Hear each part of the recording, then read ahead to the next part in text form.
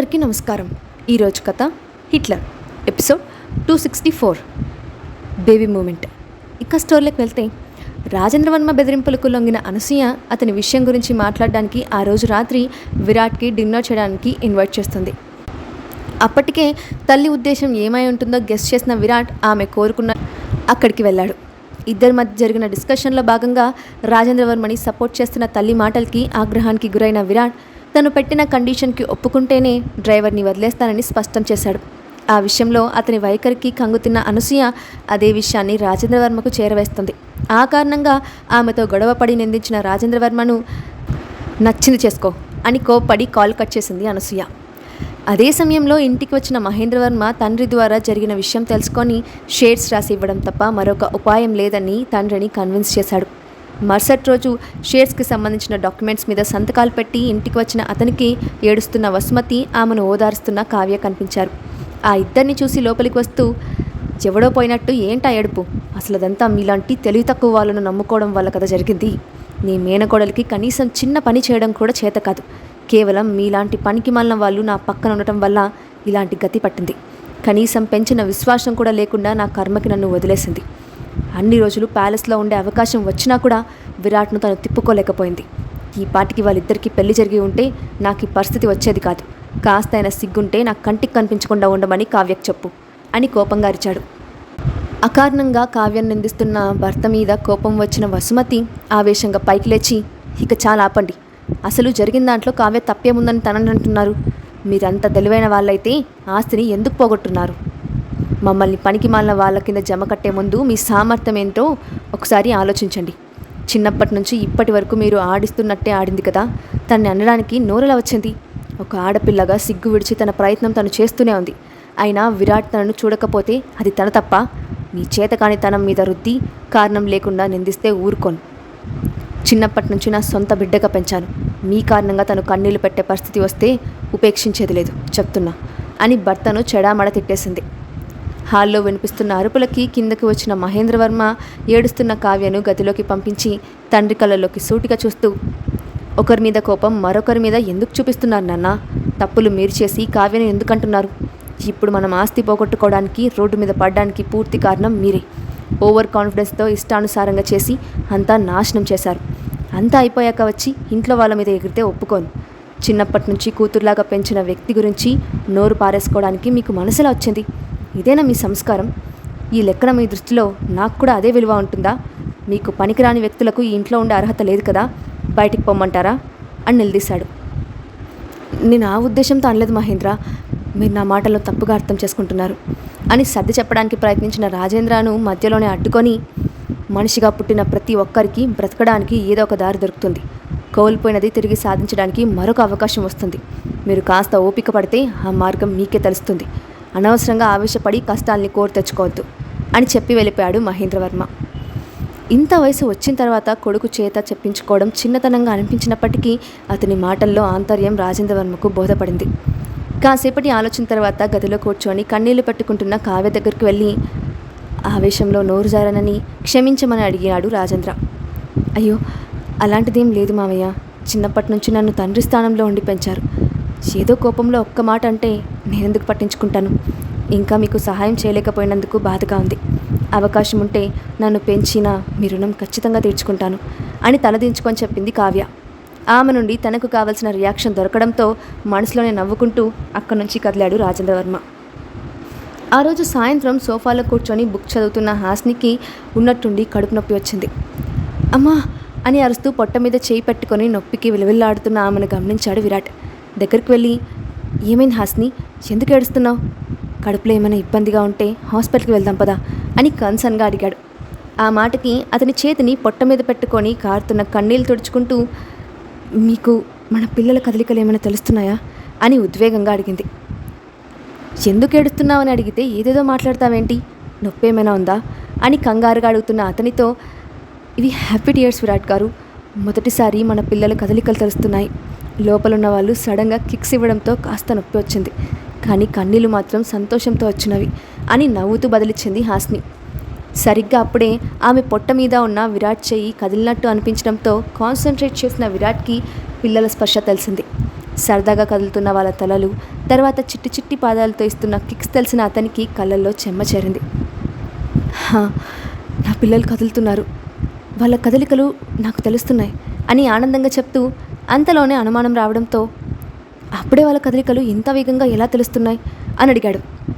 "Already 6వ నెల చివరికి వచ్చింది కదా విరాట్ గారు, అందుకే స్పష్టంగా తెలుస్తున్నాయి. ఇది మొదటిసారి కాదు, ఇప్పటికే చాలాసార్లు కిక్స్ వేశారు. మీరు ప్యాలెస్లో లేనప్పుడు చాలా ఎక్కువ కదులుతారు. మీరు పక్కనుంటే మీ పిల్లలు కూడా సైలెంట్గా కడుపులో బొచ్చుంటారు" అని మూతి ముడిచి కంప్లైంట్లా చెప్పింది. "సరే, నాకు కాస్త నడుము నొప్పిగా ఉంది, వెళ్ళి పడుకుంటాను" అని భారంగా లేచి నెమ్మదిగా ఒక్కొక్క అడుగు వేసింది హాస్ని. ఆమె పడుతున్న అవస్థను గమనించిన విరాట్ వెంటనే దగ్గరికి వెళ్ళి 2 చేతులతో ఎత్తుకొని గదిలోకి తీసుకెళ్లాడు.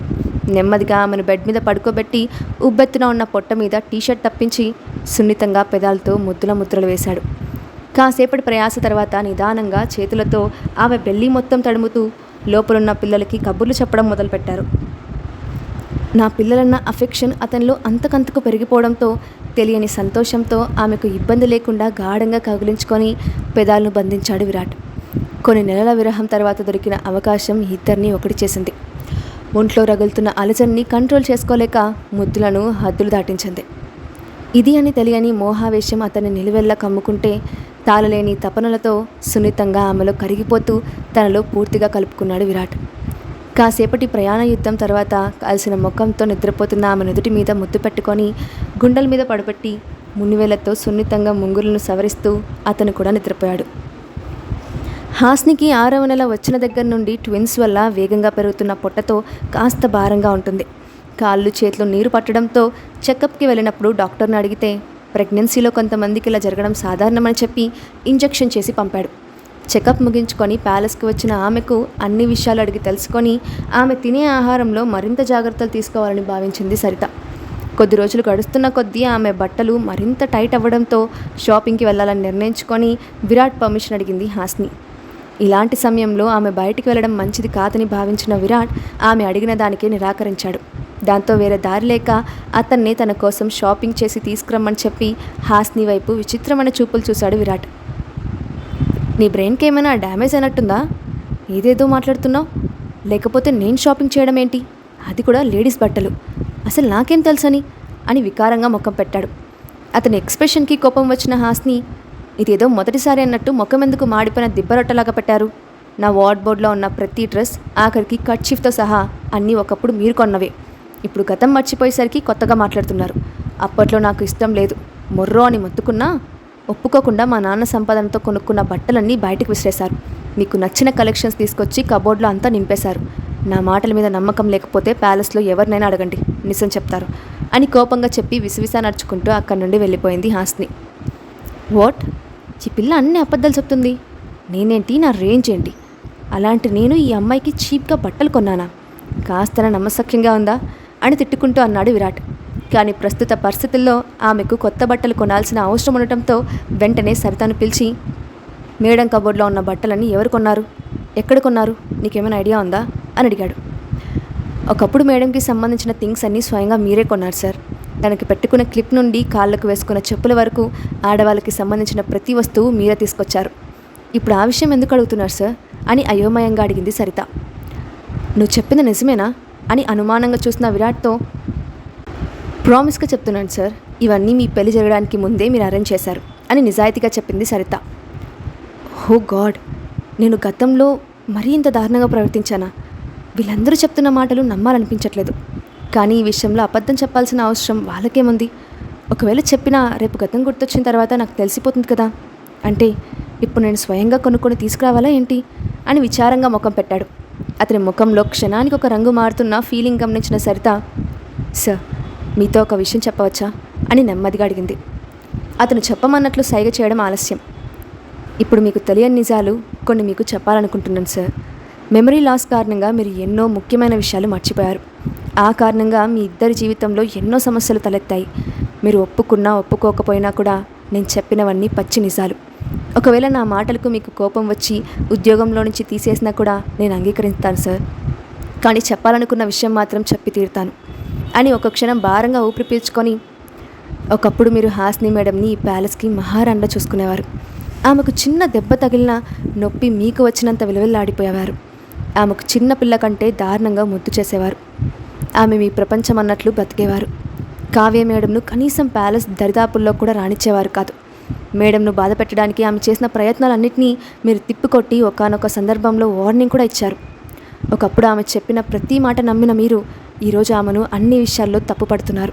మీ చుట్టూ ఉన్న వ్యక్తుల మాటలు నమ్మి ఆమెను అపార్థం చేసుకొని మాటలతో గాయపరిచారు.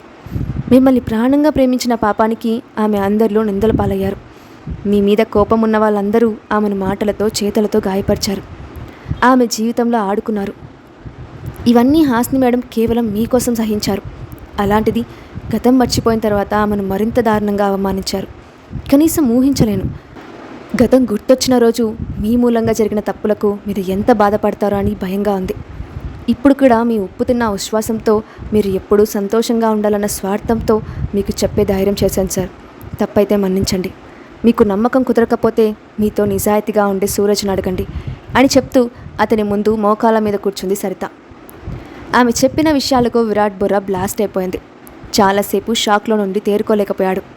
కాసేపటికి భారంగా ఊపిరి పీల్చుకొని, సూరజ్ను అడగమన్నావంటే నువ్వు ఎప్పుడూ నా దగ్గర నిజాయితీగా పనిచేయలేదా అని సూటిగా ఆమె కళ్ళల్లోకి చూశాడు విరాట్. అలాంటిదేం లేదు సార్, మీరు నన్ను నమ్మవచ్చు. కానీ మేడం వచ్చిన దగ్గర నుండి మీకంటే 1% ఆమె మీద అఫెక్షన్ పెంచుకున్నాను. ఆమె నన్ను సొంత మనిషిలాగా చూసుకున్నారు. పని మనిషినైనా కూడా నాలో ఒక అమ్మని చూసుకున్నారు. ఆమెకు వచ్చిన ప్రతి కష్ట సుఖాలు నాతో పంచుకున్నారు. అందుకే మేడం మీద మీకంటే కాస్త ఎక్కువ గౌరవం ఉంది అని నిజాయితీగా బదులిచ్చింది సరిత. నువ్వు ఇక వెళ్ళు అని ఆమెను పంపించి తీవ్రమైన ఆలోచనలో మునిగాడు విరాట్. ఆ విషయాలు మాట్లాడుతున్నప్పుడు సరిత కళ్ళలో అతనికి అబద్ధం కనిపించలేదు. అప్పటి వరకు హాస్ని గురించి విన్న విషయాలకు, ఇప్పుడు సరిత ఆమె గురించి చెప్పిన విషయాలకు అసలు పొంతన కుదరక తల పట్టుకున్నాడు. దాస్, సూరజ్, సరిత ఇంకా కొంతమంది హాస్ని గురించి ఒక తప్పు మాట కూడా మాట్లాడలేదు. ప్రతిసారి ఆమెను సపోర్ట్ చేస్తూనే వచ్చారు. కేవలం తన కుటుంబ సభ్యులు మాత్రమే ఆమె గురించి ఇష్టం వచ్చినట్లు మాట్లాడారు. ఇప్పుడు నిజం ఎలా తెలుసుకోవాలి అని ఆలోచనలో పడ్డాడు. విరాట్ గది నుండి బయటకు వచ్చిన సరిత ముఖంలో ఆందోళన గమనించిన సూరజ్ ఆమె దగ్గరికి వచ్చి ఎందుకలా ఉన్నావని అడిగాడు. దాంతో లోపల తను విరాట్తో మాట్లాడిన మాటలన్నీ అక్షరం పొల్లుపోకుండా అతనికి చెప్పి, నేనేమైనా తప్పు చేశానా అని అమాయకంగా అడిగింది సరిత. నీ మాటలో తప్పు లేనప్పటికీ అవన్నీ సార్కి చెప్పడం చాలా తప్పు సరిత. ఆఫ్టర్ ఆల్ మనం ఈ ప్యాలెస్లో పనిచేసే వర్కర్స్. చనువిచ్చారు కదా అని లిమిట్స్ దాటకూడదు. ఇప్పుడు నువ్వు చేసిన పని వల్ల నీ ఉద్యోగం పోతే పరిస్థితి ఏంటి? హాస్ని మేడంకి నీ అవసరం ఉన్న సమయంలో ఇలాంటి పని చేయడం ఎంతవరకు సమంజసమో నువ్వే ఆలోచించు అని చెప్పాడు సూరజ్. అతని మాటల్లో నిజం ఉన్నప్పటికీ అనవసరంగా తొందరపడి తప్పు చేశానని బాధపడింది సరిత. అదే రోజు సాయంత్రం విరాట్ పర్సనల్ డిజైనర్ ప్యాలెస్కి వచ్చి హాస్ని దగ్గర మెజర్మెంట్స్ తీసుకొని ఆమెకు ఎలాంటి బట్టలు కావాలో వివరంగా తెలుసుకొని వెళ్ళిపోయాడు. గతంలో కూడా అదే డిజైనర్ తన కాస్ట్యూమ్స్ని ప్రిపేర్ చేశారని తెలిసిన హాస్ని ఆశ్చర్యపోయింది. తన సమస్య పరిష్కరించినందుకు విరాట్కి థ్యాంక్స్ కూడా చెప్పింది. మరుసటి రోజు మధ్యాహ్నం సోఫాలో కూర్చొని ఫ్రూట్స్ తింటున్న హాస్ని మొబైల్ రింగ్ అయింది. డిస్ప్లేలో కనిపిస్తున్న పేరు చూసిన హాస్ని షాక్ అయిపోయింది. ఇంతకీ కాల్ చేసిన వ్యక్తి ఎవరు? వాళ్ళ వల్ల ఆమెకు ఏమైనా ప్రమాదం ఉందా? నెక్స్ట్ పార్ట్లో చూద్దాం. Thanks for watching.